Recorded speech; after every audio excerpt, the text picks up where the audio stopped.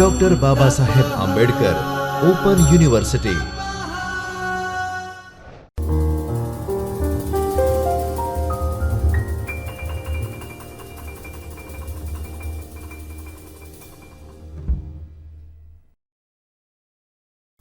नमस्कार विद्यार्थी मित्रों, doctor Baba Saheb Ambedkar open university के चैतन्य स्टूडियो से मैं पारुल परमार इस आभासी कक्षा में आप सभी का हार्दिक स्वागत करती हूँ। आज हम द्वितीय वर्ष बीए के हिंदी के पेपर 204 हिंदी की कथेतर गद्य विधाएँ की इकाई 11 आत्मकथा अपनी खबर पांडे बेचन शर्मा उग्र के बारे में बात करेंगे।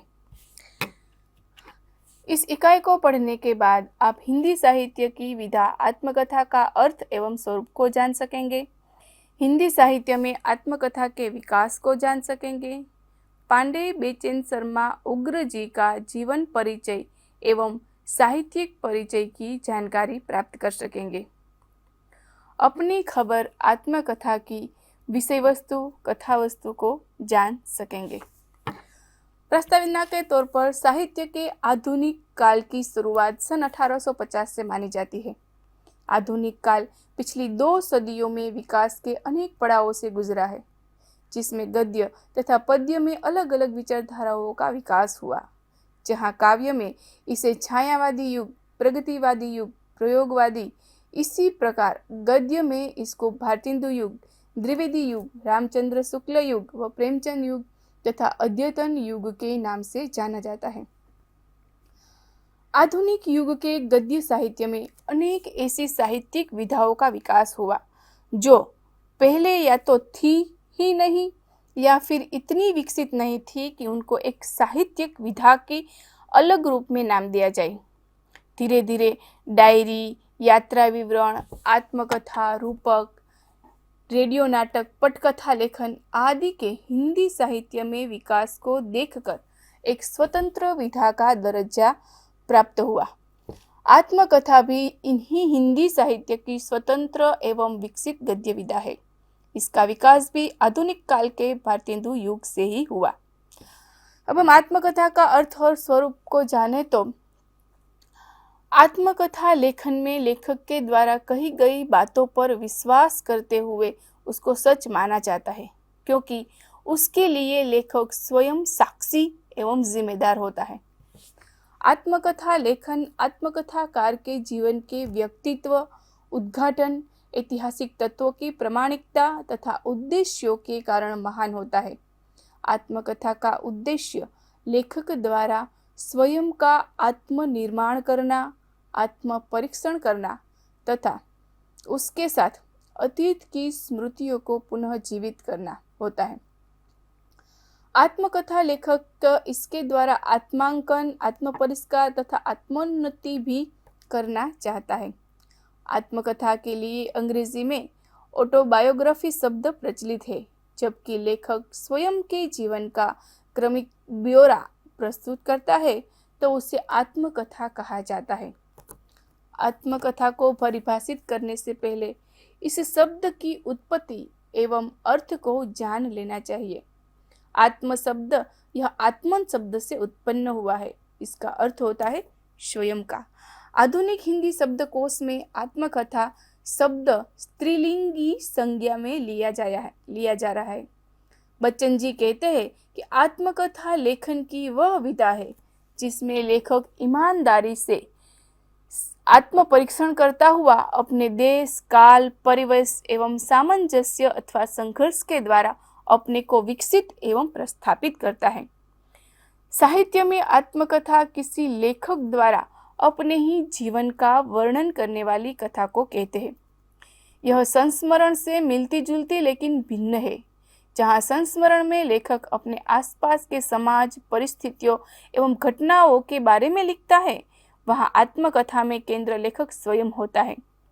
डॉक्टर नगेंद्र को आत्मकथा को इस प्रकार परिभाषित किया है कि आत्मकथाकार अपने संबंध में किसी मिथक की रचना नहीं करता, कोई स्वप्न सृष्टि ही रचता है, वरन अपने गत जीवन के खट्टे मीठे, उजाले अंधेरे, प्रसन्न विषण, साधारण असाधारण संचरण पर मुड़कर एक दृष्टि डालता है। अतीत को पुनः कुछ क्षणों के लिए स्मृति में जी लेता है और अपने वर्तमान तथा अतीत के मध्य संबंध सूत्रों का अन्वेषण करता है।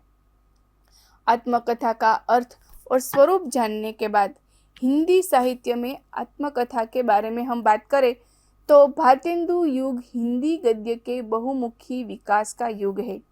हिंदी का प्रथम आत्मकथा लिखने का श्रेय बनारसी दास जैन को दिया जाता है, जिन्होंने सन 1641 ईस्वी में अर्धकथानक शीर्षक आत्मकथा लिखकर इस विधा का परिचय कराया। इसे कहा जाता है कि इस विधा का बीजारोपण 17वीं सदी में ही हो गया था, परंतु इस वास्तविक विकास आधुनिक काल में भारतेंदु युग से हुआ। भारतेंदु जी ने स्वयं 1910 ईस्वी में कुछ आप बीती कुछ जग बीती शीर्षक आत्मकथा लिखकर इस विधा का श्री गणेश किया था।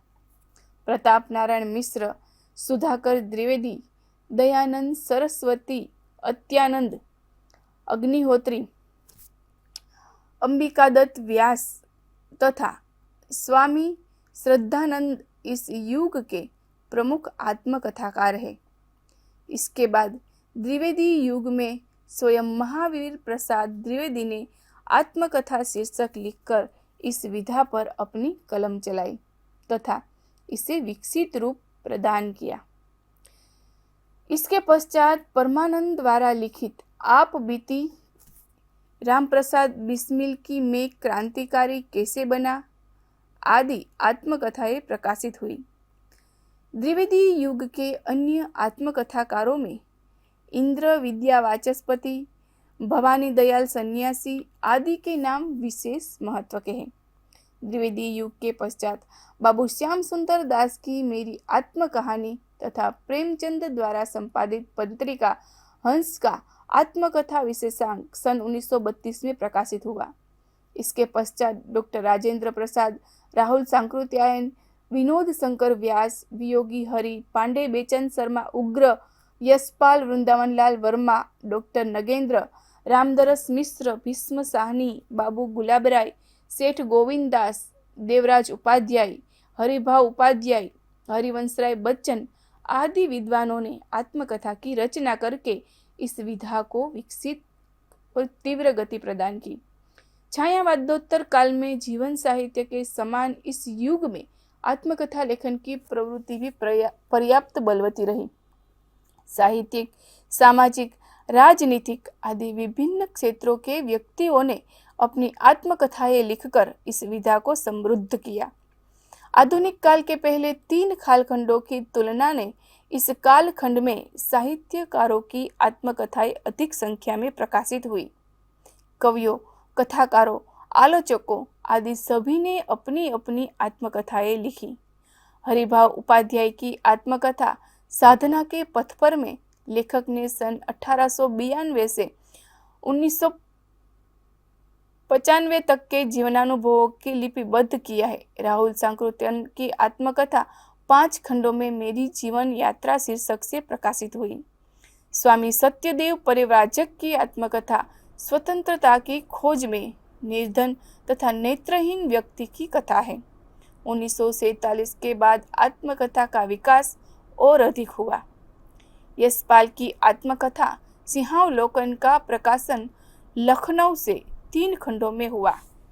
6ठे दशक के प्रारंभ में ही पांडे बेचन शर्मा उग्र की आत्मकथा अपनी खबर प्रकाशित हुई। अपनी खबर में उग्रे जी ने मुक्ति बोध से आत्मीय और आकुल आवेग के साथ अपनी अजीब जिंदगी में आए कुछ प्रमुख व्यक्तियों के चरित्र की गहरी छानबीन की है। हरिवंशराय बच्चन की आत्मकथा अत्यंत लोकप्रिय है।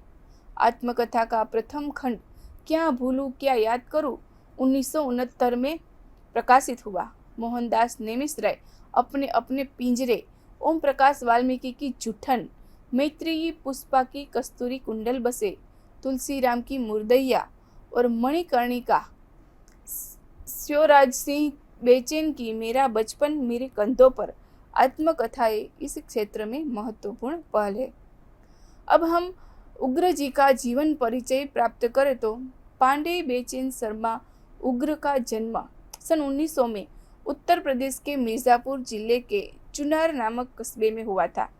इनके पिता की मौत इनकी बाल्यावस्था में ही हो गई थी, अतः इनकी पढ़ाई अधिक नहीं हो पाई। प्रारंभिक शिक्षा उन्होंने चुनार के चर्च मिशन स्कूल और वाराणसी के सेंट्रल हिंदू स्कूल में प्राप्त की थी।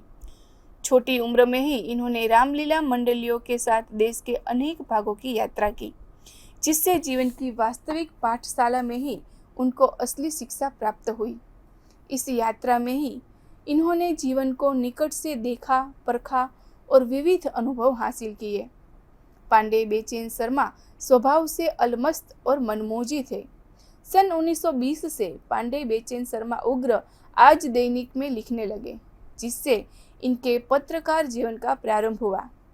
ये मुंबई के सिनेमा जगत में भी काफ़ी दिनों तक रहे। ये प्रेमचंद युग के सबसे बदनाम उपन्यासकार हुए। इन्होंने अपने उपन्यासों में समाज की बुराइयों को, उसकी नंगी सच्चाई को बिना लाग लपेट के बड़े साहस के साथ किंतु सपाट बयानबाजी से प्रस्तुत किया।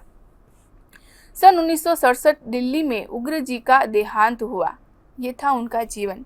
अब उनके कृतित्व के बारे में हम बात करें तो पांडे बेचैन शर्मा उग्र जी ने अपनी रचनाओं में समाज के उस वर्ग को अपने साहित्य का विषय बनाया जिसे दलित या पतित वर्ग कहते हैं, और उसके दर्शाने में उन्होंने किसी प्रकार के सील या अभिजात का परिचय नहीं दिया। इन्होंने कलकत्ता के मारवाड़ी समाज को भी अपने साहित्य का विषय बनाया। उनकी प्रमुख रचनाएं इस प्रकार है, जिसमें उपन्यास बधुआ की बेटी, दिल्ली का दलाल, चंद हसीनों का खतूत आदि पांडे बेचैन के प्रसिद्ध उपन्यास है। उनकी आत्मकथा अपनी खबर, कहानी संग्रह में रेशमी, व्यक्तिगत, सन की अमीर, चिंगारिया, पंजाब की महारानी, जब सारा आलम सोता है, दोजख की आग, उग्र का हास्य, निर्लज्जा, बलात्कार, चॉकलेट, इंद्रधनुष, कला का पुरस्कार इत्यादि उग्र के अनेक कहानी संग्रह समय समय पर प्रकाशित हो चुके हैं। पांडे बेचैन शर्मा उग्र की कई रचनाएं ब्रिटिश सरकार द्वारा जब्त कर ली गई थी। स्वतंत्रता प्राप्ति के बाद कुछ रचनाएं पुनः प्रकाशित भी हुई, लेकिन उग्र का संपूर्ण कथा साहित्य एक साथ संकलित नहीं हुआ। उग्र जी के साहित्य और उसके साथ साथ हिंदी कथा साहित्य के विकास को समझने के लिए उनकी सारी कहानियों का एक साथ प्रकाशन अनिवार्य रूप से आवश्यक है। ये था उनका कृतित्व। अब हम उनकी आत्मकथा अपनी खबर का परिचय प्राप्त करें तो अपनी खबर उग्र जी द्वारा हिंदी में लिखी गई एक आत्मकथा है। यह आत्मकथा नैतिकता के धरातल पर अपने उन्मुक्त अभिव्यक्ति के लिए जानी जाती है। एक तरफ इस आत्मकथा पर अश्लील होने का आरोप लगा तो दूसरी ओर उग्र की आत्मा भी व्यक्ति को तुलसी और निराला के आत्मवेदना के समकक्ष भी रखकर पढ़ा गया। इस आत्मकथा में उग्र ने अपने बचपन से लेकर प्रौढ़ावस्था तक की उन तमाम गतिविधियों का अंकुट और अनावृत वर्णन किया है जिसे समाज में वर्जित माना जाता है। इसमें पाठक को आत्मवेदना के साथ साथ आत्मव्यंग्य का भी आभास मिलता है। इस आत्मकथा में बचपन के उनके विद्रोही स्वभाव के कारण उग्र उपनाम मिला। अपनी आत्मकथा में उग्र जी ने रामलीला में देखी गई अनैतिकता, स्कूली दिनों के संघर्ष और सहपाठियों के सहयोग का वर्णन किया है। उग्रों ने अपनी आत्मकथा में अपने 5 गुरु बताए हैं। पहले उनके उद्दंड भाई त्रिदंडी, जिन्होंने तमाम बुराइयों के बावजूद उनके भीतर लिखने का शौक जगाया। दूसरे कमलपति त्रिपाठी के भाई काशीपति त्रिपाठी, जिनसे उन्होंने सहृदयता सीखी। तीसरे लक्ष्मी पत्रिका के संपादक व हिंदी शब्द सागर के संपादक मंडल के सदस्य लाला भगवान दीन, जिनसे उन्हें दृष्टि मिली। चौथे दैनिक आज के संपादक बाबूराव विष्णु पराड़कर, जिन्होंने न सिर्फ उन्हें राह दिखाई बल्कि उनकी अनेक रचनाओं का संस्कार, परिष्कार व प्रकाशन किया। और 5वें प्रभा के संपादक कृष्णदत्त पालीवाल, जिनसे उन्हें उत्साह प्राप्त होता है। अपनी खबर आत्मकथा का प्रकाशन 1960 में हुआ था। अपनी खबर कथा वस्तु के बारे में बात करें तो लेखक ने अपनी आत्मकथा को 17 अध्यायों में उग्रजी ने जीवन के 21 वर्षों की कथा बताई है। इस आत्मकथा के माध्यम से लेखक ने अपने तथा औरों के सही रूप को पहचानने की कोशिश की है। लेखक मनुष्य और मनुष्य के भीतर छिपे पशु को भी पहचानना चाहता है। आत्मकथा के प्रमुख अध्यायों के नाम इस प्रकार है: धरती और धान, चुनार, नाना भगवान दास, राम मोहन हरदास, भानु प्रताप तिवारी, बच्चा महाराज, पंडित जगन्नाथ पांडे, लाला भगवान दीन, पंडित बाबूराव विष्णु पराड़कर, बाबू शिव प्रसाद गुप्त, पंडित कमलापति त्रिपाठी, बनारस और कलकत्ता, जीवन संक्षेप, असंबल गांव। इन सब में से कुछ अध्यायों के बारे में बात करें तो अपनी खबर प्रथम अध्याय। पांडे बेचैन शर्मा उग्रजी अपने जीवन के आरंभिक 20 वर्षों की घटना से कसमसाती कहानी सुनाना चाहते हैं। उनके जीवन के 60 साल समाप्त हो गए थे। उग्रजी का जन्म सन 1900 में पौष शुक्ल अष्टमी की रात 8:30 बजे हुआ था। उनके पिता का नाम बैजनाथ पांडे था। वे एक ब्राह्मण थे। उग्रजी की माता का नाम जयकाली था। उग्रजी ने प्रथम अध्याय में अपने जीवन का परिचय देते हुए बताया है कि उनके 1 दर्जन बहन भाई थे, जिनमें अधिकतर पैदा होते ही या 1-2 साल के होते होते प्रभु के प्यारे हो गए थे। अतः उनके जन्म पर कोई उत्साह प्रकट नहीं किया गया। उग्रजी को जन्मते बेच डाला था, वो भी केवल टके पर। अलबत्ता जन्मजात बीका का बिल्ला जैसे नाम गले मर गया। बेचैन नाम वैसा नहीं जिसे ओम प्रकाश की तरह भारत प्रचलित कहा जाए। 60 वर्ष की उम्र में उग्रजी को ऐसा लगता है कि यह नाम नहीं, तिलस्मी गंडा है, जिसके आगे काल का हथकंडा भी नहीं चल पा रहा है। उग्रजी जब बोलना भी नहीं सीखे थे कि पिता का स्वर्गवास हो गया, और उसके बाद वे अपने बड़े भाई के पास आए जो विवाहित थे और पिता के बाद घर के पालक थे।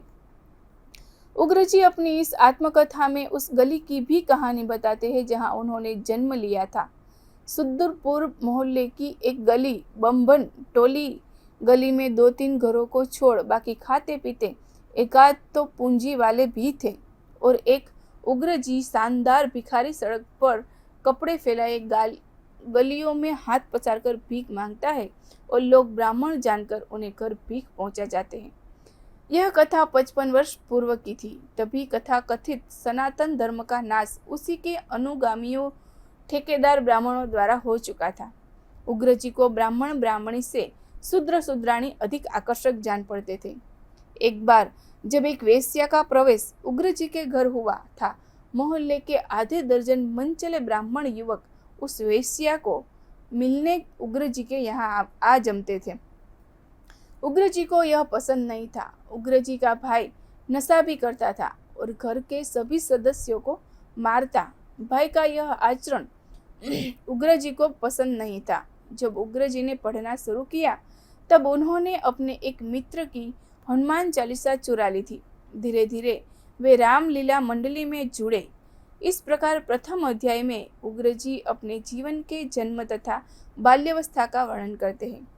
दूसरे अध्याय में पांडे बेचैन शर्मा उग्रजी अपनी माता जयकली, जिन्हें वे आई पुकारा करते थे। उग्रजी यह कहना चाहते थे कि मेरी जननी इस कदर अनपढ़ थी कि जो सार्थकता उन्हें उर्दजी में मिलती थी वह उग्रजी में नहीं मिलती। उनकी माता उन्हें उर्द कहकर पुकारती थी।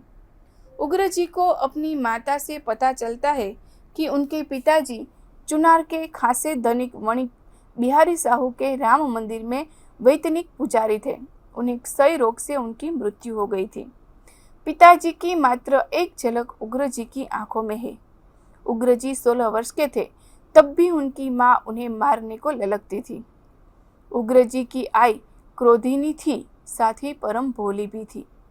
जब उग्रजी का भाई परदेश होता, घर में एक भुनी भोग भी न होती, तब उग्रजी की आई मोहल्ले टोले से मन आध मन गेहूं ले आती। एक निहायत करुण गीत गाती गाती भाभी के साथ उसे पीसती। तब कुछ पैसे मिलते और उनके घर चूल्हा चेतना मुंह निवाले लगते। उग्रजी खुश हो चहकने लगते और उनकी आई कहावत सुनकर खुश होती कि पेड़ में पड़ा चाला तो नीचे लगा बेचारा। तीसरे अध्याय में पांडे बेचैन शर्मा उग्रजी रामचंद्र के जीवन के साथ स्वयं के जीवन की बात करते हैं।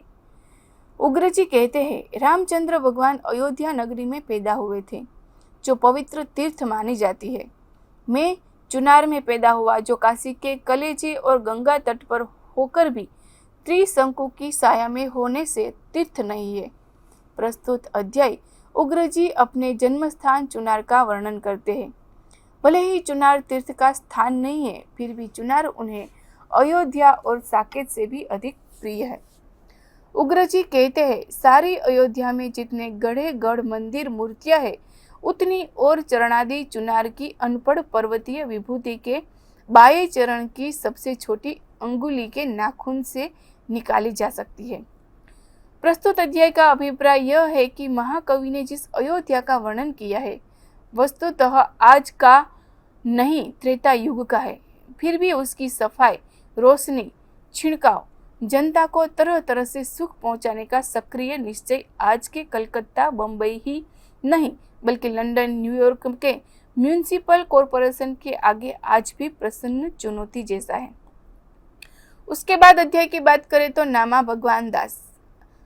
सन 1910 की बात कही गई है, जब भारत पाकिस्तान एक थे। साधु नागा भगवत दास का परिचय यहाँ करवाया गया है। एक रामलीला मंडली थी, जिनको मिंट गुमरी के दर्शनार्थियों ने अपने यहाँ रामलीला दिखलाने के लिए आग्रह किया था। अयोध्या से जो रामलीला मंडली थी, वे सभी लीलाधारी थे। कुल मिलाकर 47 थे।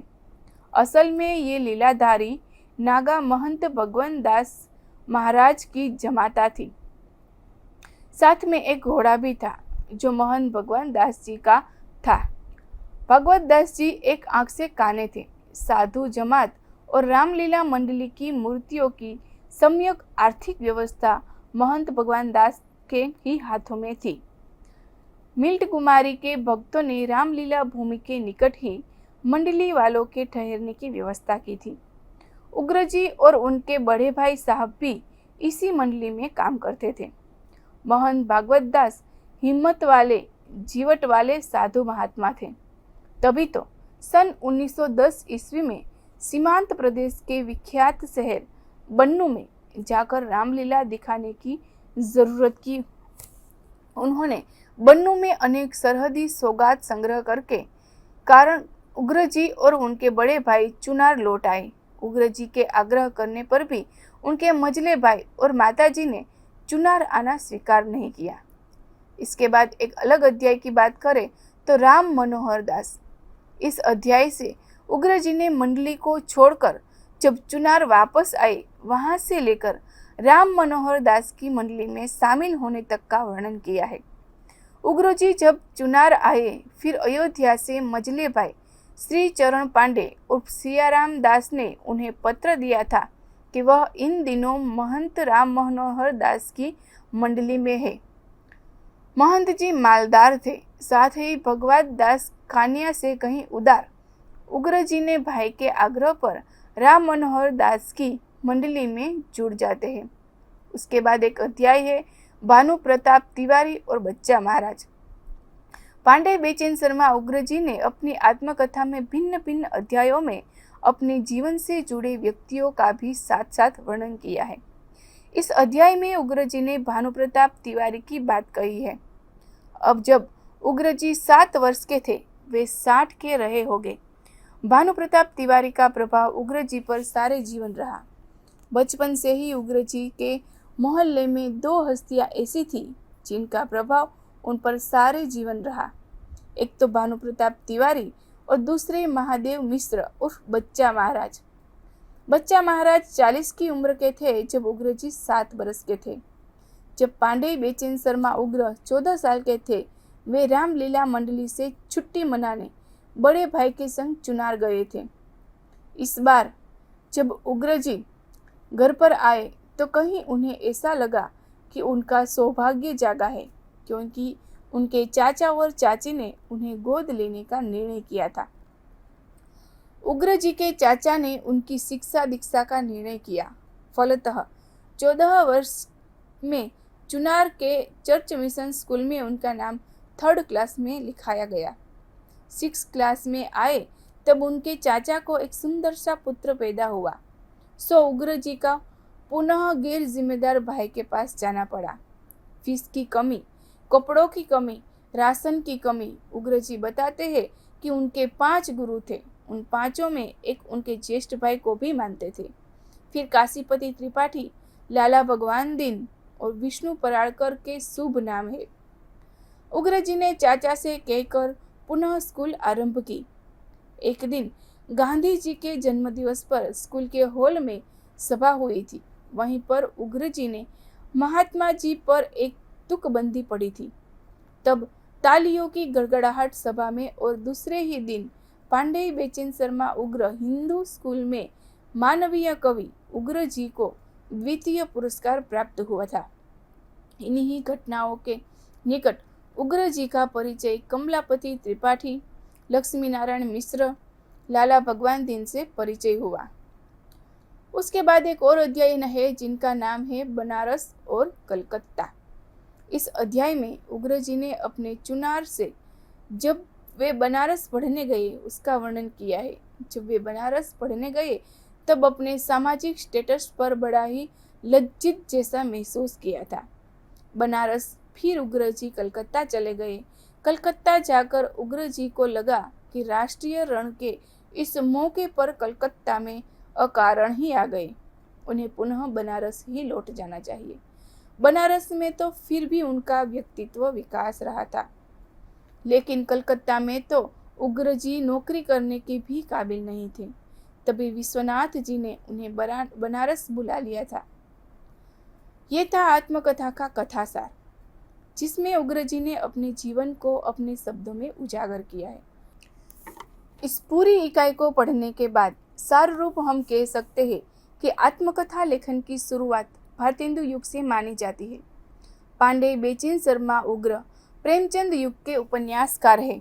इन्होंने अपने उपन्यासों में समाज की बुराइयों को उसकी नंगी सच्चाई को ना लाग लपट और साहस के साथ सपाट बयानबाजी से प्रस्तुत किया है। अपनी खबर पांडेय बेचैन शर्मा उग्र द्वारा लिखी गई एक आत्मकथा है, जिसका प्रकाशन सन 1960 में हुआ था। यह आत्मकथा नैतिकता के धरातल पर अपने उन्मुक्त अभिव्यक्ति में उग्र ने अपने बचपन से लेकर प्रौढ़ावस्था तक की तमाम गतिविधियों का अंकुट और अनावृत वर्णन किया है, जिसे समाज में वर्जित माना जाता है। अपनी खबर आत्मकथा के 17 अध्यायों में उग्र जी ने अपने जीवन के 21 वर्षों की कथा बताई है। प्रमुख अध्यायों के नाम इस प्रकार है: धरती और धान, चुनार, राम मनोहर दास, बनारस और कलकत्ता, जीवन संक्षेप आदि। प्रथम अध्याय में उग्र जी ने अपने जीवन के आरंभिक 20 वर्षों की घटनाओं की कहानी बताई है। एक अध्याय नार है। चुनार उग्र जी के जन्म स्थान है। इस अध्याय में उग्र जी ने चुनार की गलियों का वर्णन किया है। उग्र जी रामचंद्र के जीवन के साथ साथ स्वयं के जीवन की बात करते हैं।